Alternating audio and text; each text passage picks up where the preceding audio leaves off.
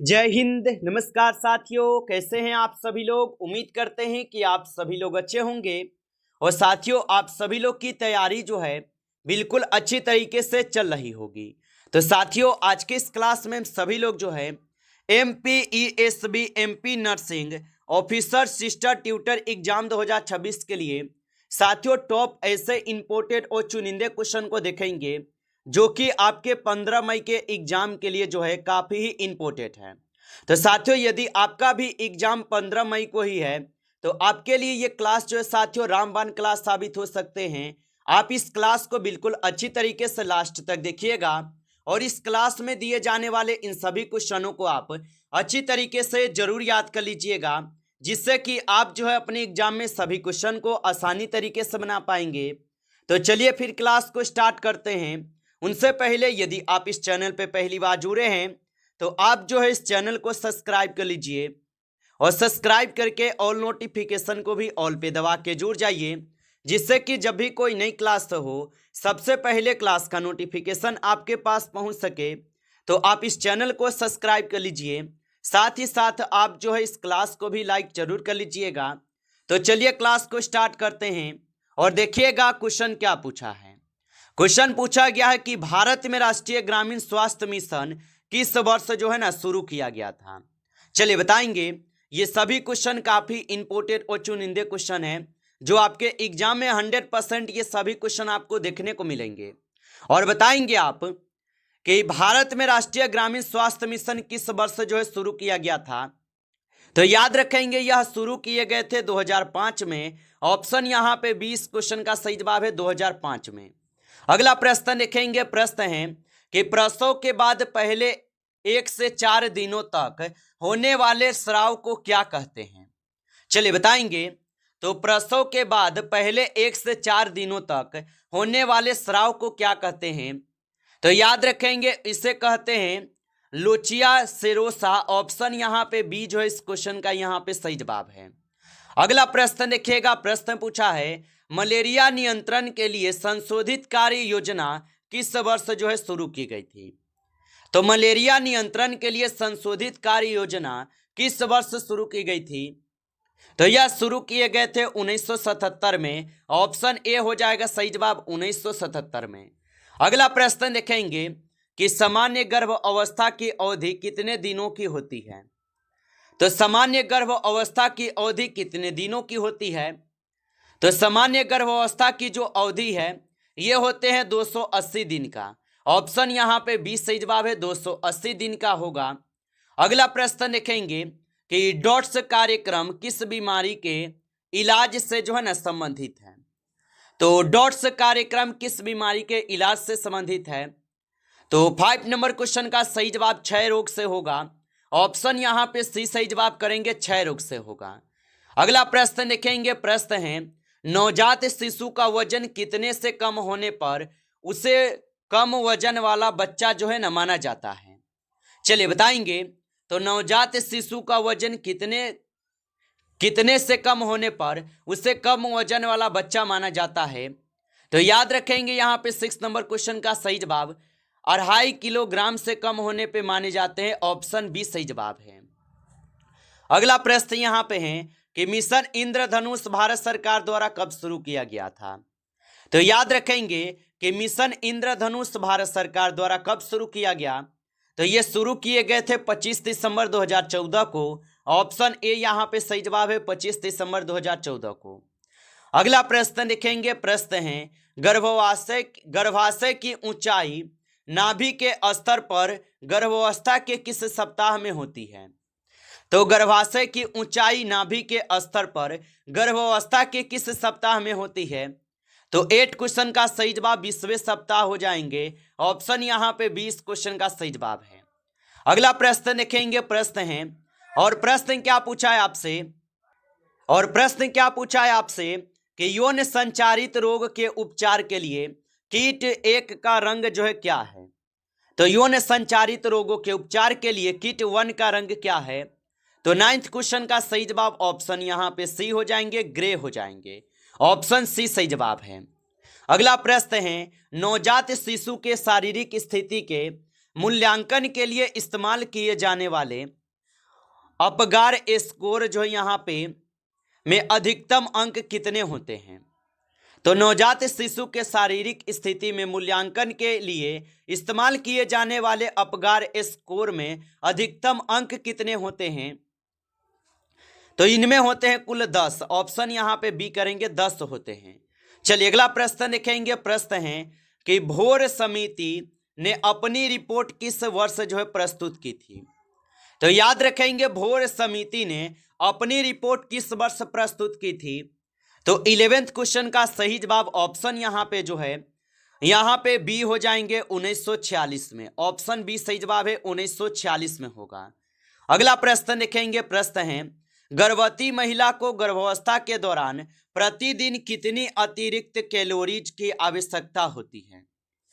तो गर्भवती महिला को गर्भावस्था के दौरान प्रतिदिन कितनी अतिरिक्त कैलोरी की आवश्यकता होती है? तो इनको होते हैं आपके 300 कैलोरी की आवश्यकता। ऑप्शन यहाँ पे डी सही जवाब है।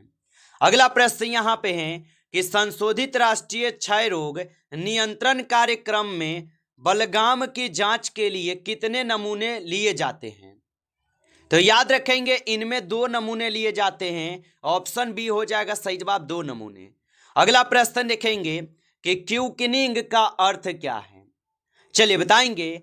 तो क्यूकनिंग का अर्थ क्या होगा? तो आप बताएंगे क्यूकनिंग का अर्थ होता है मां द्वारा भ्रूण की हलचल महसूस करना। ऑप्शन यहाँ पे 20 क्वेश्चन का सही जवाब है।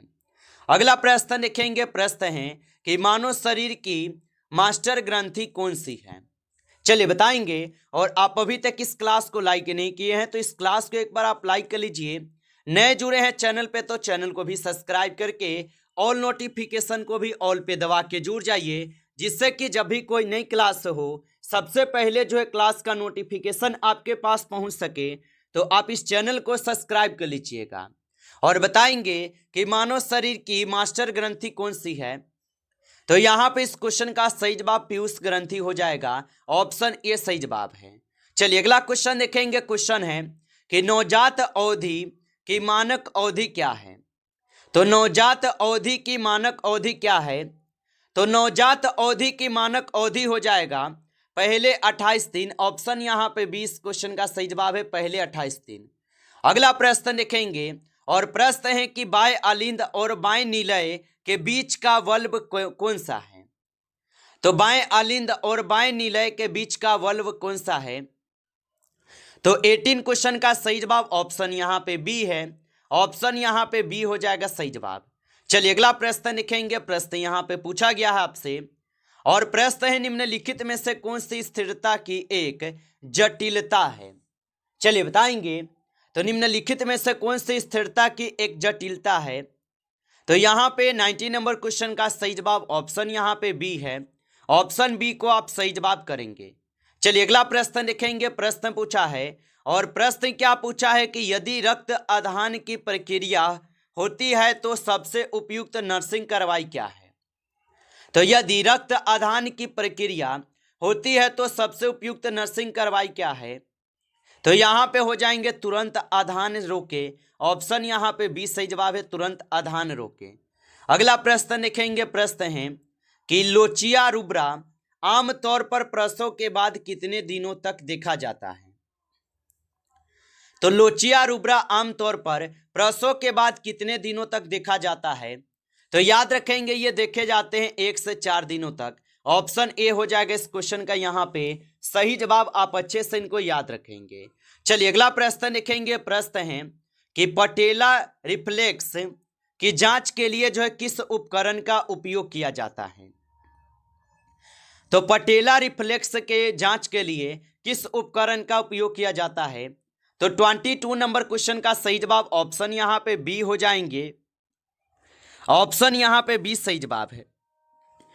चलिए अगला प्रश्न देखेंगे। प्रश्न पूछा है कि चावल की पानी जैसा मल किसका जो है ना क्वालिस्क संकेत है? तो चावल के पानी जैसा मल किसका जो है क्वालिस्क संकेत होगा? तो ये संकेत हो जाएंगे आपके हैजा के। ऑप्शन यहाँ पे बी सही जवाब है, हैजा के संकेत हैं। अगला प्रश्न देखेंगे। प्रश्न क्या पूछा है कि स्तन के दूध में कौन सी एंटीबॉडी सबसे प्रचुर मात्रा में होती है। तो याद रखेंगे कि स्तन के दूध में कौन सी एंटीबॉडी सबसे प्रचुर मात्रा में होती है। तो यहाँ पे हो जाएंगे आपके IgA, ऑप्शन ए यहाँ पे सी सही जवाब है, याद रखेंगे। अगला प्रश्न देखेंगे, प्रश्न है रतौंधी किस विटामिन की कमी से होती है। चलिए बताएंगे, तो रतौंधी किस विटामिन की कमी से होते हैं। तो इसका आंसर आप सभी लोग कमेंट कर पाएंगे, तो सभी लोग कमेंट कीजिएगा। 25 नंबर क्वेश्चन आपके लिए HW रहेगा, आप सभी लोग कमेंट कीजिए। चलिए अगला प्रश्न देखिए, प्रश्न है कि उपवास रक्त शर्करा की सामान्य सीमा क्या है। तो उपवास रक्त शर्करा की सामान्य सीमा जो होगा यहाँ पे हो जाएंगे आपके 70 से लेकर 100 mg/dl तक, ऑप्शन ए यहाँ पे सही जवाब है। अगला प्रश्न देखेंगे, प्रश्न है कि मूत्र में रक्त के लिए जो है नैदानिक शब्द है। तो मूत्र में रक्त के लिए नैदानिक शब्द हो जाएंगे। तो 27 क्वेश्चन का सही जवाब ऑप्शन यहाँ पे ए है, हेमेटूरिया होगा, ऑप्शन ए सही जवाब है। चलिए अगला प्रश्न देखेंगे, प्रश्न है और प्रश्न क्या पूछा है कि अपगार स्कोर जो है ये कब मापा जाता है। तो अपगार स्कोर कब मापा जाता है, तो ये मापे जाते हैं आपके जन्म के 1 मिनट और 5 मिनट बाद, ऑप्शन यहाँ पे 20 क्वेश्चन का जो है सही जवाब होगा। चलिए अगला प्रश्न देखिएगा, प्रश्न पूछा है और प्रश्न निम्नलिखित में से कौन सा एक जल जनित रोग है। चलिए बताएंगे, तो निम्न में से कौन सा एक यहाँ पे जल जनित रोग है। तो 29 नंबर क्वेश्चन का सही जवाब ऑप्शन यहाँ पे ए है, टाइफाइड जो है ये जल जनित रोग है। अगला प्रश्न देखेंगे, प्रश्न यहाँ पे आपसे पूछा गया है और प्रश्न क्या पूछा है कि घुटने छाती स्थिति को और किस रूप में जाना जाता है। तो घुटने छाती स्थिति को और किस रूप में जाना जाता है। तो 13 क्वेश्चन का सही जवाब ऑप्शन बी हो जाएगा, याद रखिएगा। चलिए अगला प्रश्न देखेंगे, प्रश्न है निम्नलिखित में से शरीर की सबसे बड़ी सीरस झिल्ली कौन सी है। तो निम्नलिखित में से शरीर की सबसे बड़ी सीरस झिल्ली कौन सी है। तो 31 नंबर क्वेश्चन का सही जवाब जो है यहाँ पे ऑप्शन यहाँ पे आप सभी लोग डी करेंगे, ऑप्शन यहाँ पे डी इस क्वेश्चन का सही जवाब है। चलिए अगला प्रश्न देखेंगे, प्रश्न है और प्रश्न है कि पिंका आमतौर पर किसकी कमी वाले रोगियों में देखा जाता है। तो पिंका आमतौर पर किसकी कमी वाले रोगियों को देखा जाता है। तो याद रखेंगे ये देखे जाते हैं किस में, तो ये देखे जाते हैं आयरन में, ऑप्शन यहाँ पे बी सही जवाब है, आयरन में। चलिए अगला प्रश्न देखेंगे, प्रश्न आपसे पूछा गया है और प्रश्न है कि आपातकालीन नर्सिंग में ट्रायज का मुख्य उद्देश्य क्या है।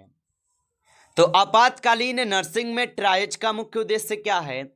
तो इनका मुख्य उद्देश्य होगा गंभीरता के आधार पर रोगियों को वर्गीकृत करना, ऑप्शन यहाँ पे 20 क्वेश्चन का सही जवाब है।